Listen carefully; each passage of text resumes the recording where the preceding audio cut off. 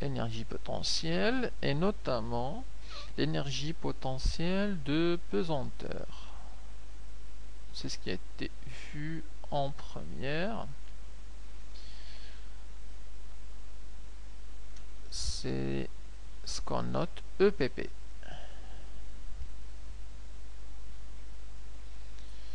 Alors c'est quoi cette énergie? Cette énergie en fait entre en jeu lorsque l'objet étudié ou le système étudié se situe en fait à une hauteur par rapport à la Terre. Donc lorsqu'un objet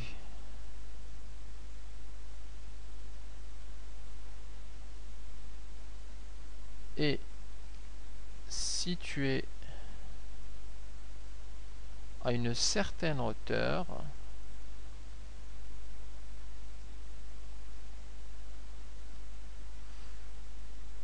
de la Terre,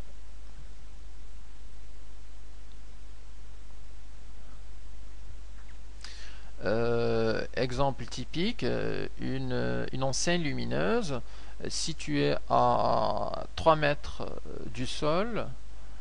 Cette enseigne lumineuse a une énergie potentielle de pesanteur.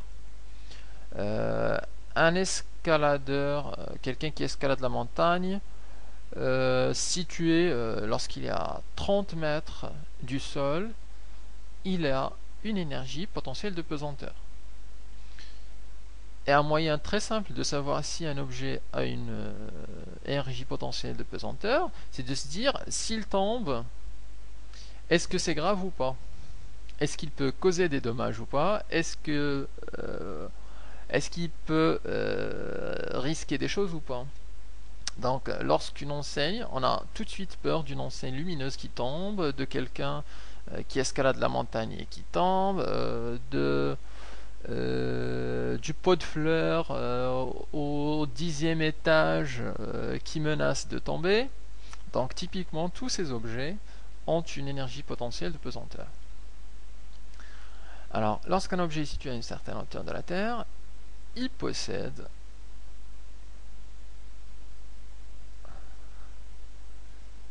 une énergie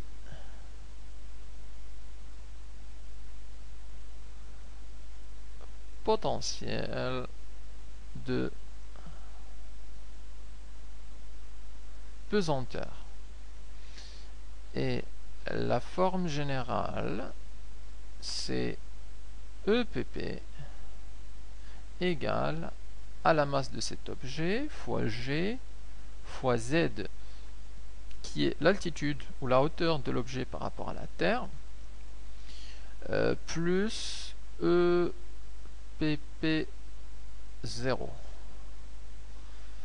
C'est l'écriture générale. Par contre, pour faciliter, en fait, on choisit l'axe des hauteurs comme EPP égale 0. Alors, je vais l'expliquer ici. Donc, pour simplifier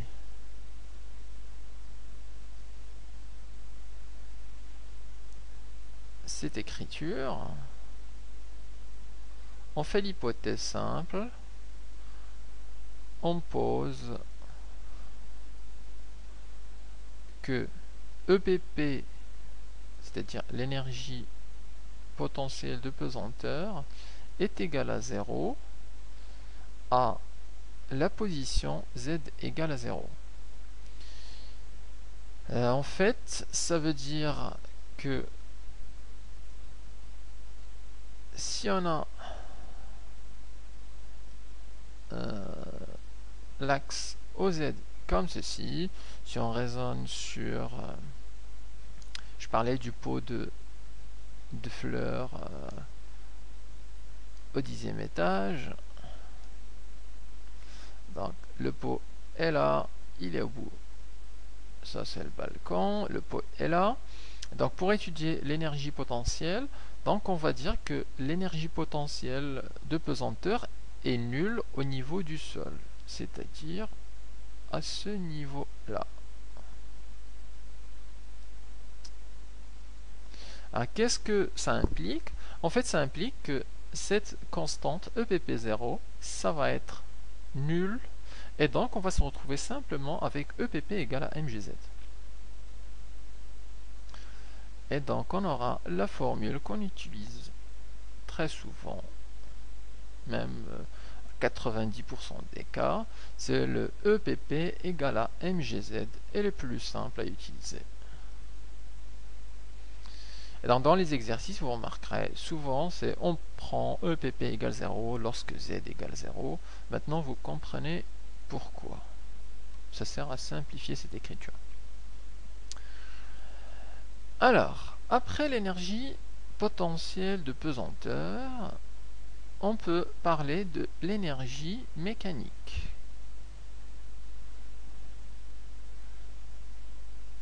Mécanique d'un système.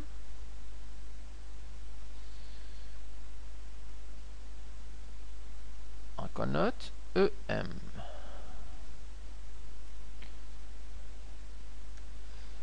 Alors, l'énergie mécanique d'un système, en fait, c'est simplement la somme de l'énergie cinétique et de l'énergie potentielle.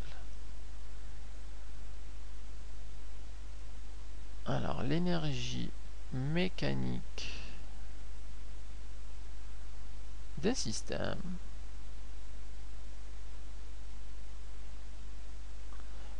est la somme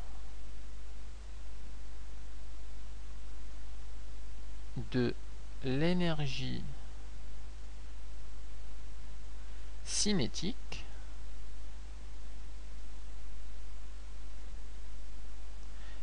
et l'énergie potentielle.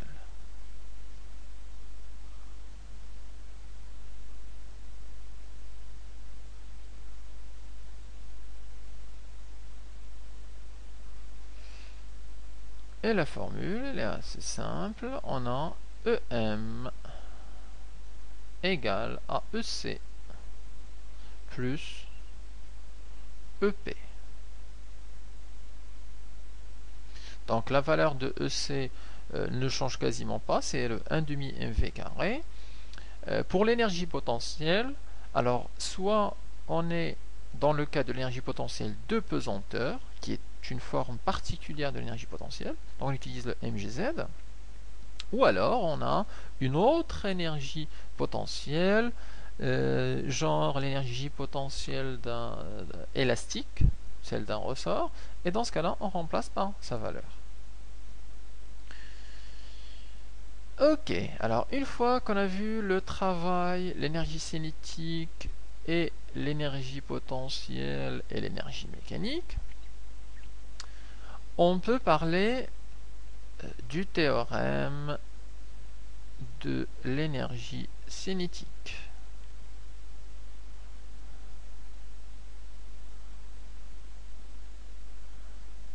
De l'énergie cinétique. Alors, que nous dit ce théorème? Il nous dit que dans un trajet de A à B, la variation de l'énergie cinétique est égale à la somme des travaux de force entre A et B. Alors, il nous dit la variation d'énergie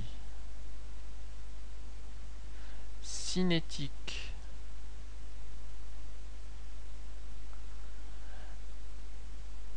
lors du déplacement, lors d'un déplacement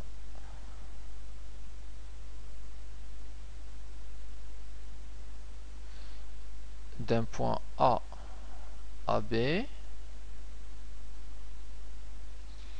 est égale à la somme des travaux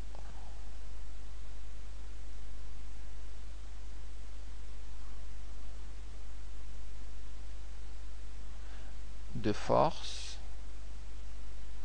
appliqués bien évidemment sur l'objet, sur le système, les forces appliquées entre A, le point A et B. Alors la formule, elle nous dit que le delta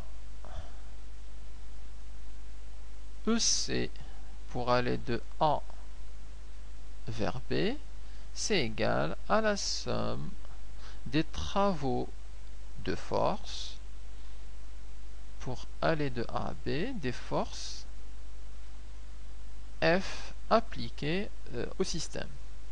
Donc si on a par exemple 3 forces appliquées, le poids, la réaction, la poussée d'Archimède, alors pour calculer le delta EC, c'est égal à la somme des travaux. Donc le travail du poids plus le travail de la réaction plus le travail de la force d'Archimède. Alors qu'on peut écrire le delta EC de A à B, c'est simplement ECB moins ECA. Alors ça nous donne ECB au point B moins EC au point A. Alors, EC au point A égale à la somme des forces, des travaux de force de A vers B. Et le ECB moins ECA, c'est simplement un demi de MVB au carré moins un demi de MVA au carré. Et donc ça doit être égal à la somme des travaux de force pour aller de A à B de toutes les forces appliquées sur ce trajet-là. Donc on est au point A, on arrive au point B, on a 3 forces, admettons, l'objet est là, on a le poids P, on a la poussée d'Archimède, donc FA, on a une réaction. Alors, je donne un exemple quelconque là, et simplement pour que vous puissiez voir comment ça se fait. Donc, si on a par exemple le R comme ceci, donc il faudra faire calculer les travaux de force par rapport à ce trajet. Les travaux de force, donc c'est ce qu'on a vu ici avec la formule F fois AB, F scalaire AB, donc FAB fois cosinus alpha. Donc ça, c'était le théorème de l'énergie cinétique. On peut aussi parler d'un autre théorème qui est le théorème de l'énergie mécanique.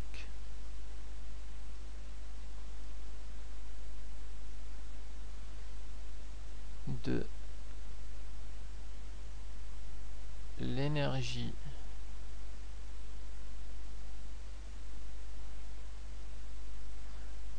mécanique. Alors, qui nous dit si les frottements sont négligés durant un trajet entre A et B, la variation de l'énergie mécanique entre A et B est nulle. Alors si les frottements, et si je veux compliquer les choses, alors je vais mettre le mode compliqué on, et je pourrais mettre ici les forces non conservatrices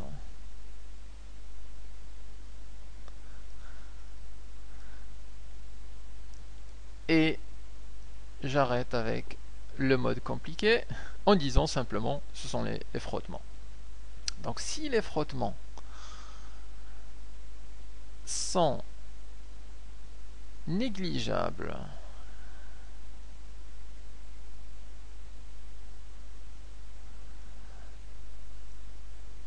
durant le trajet AB,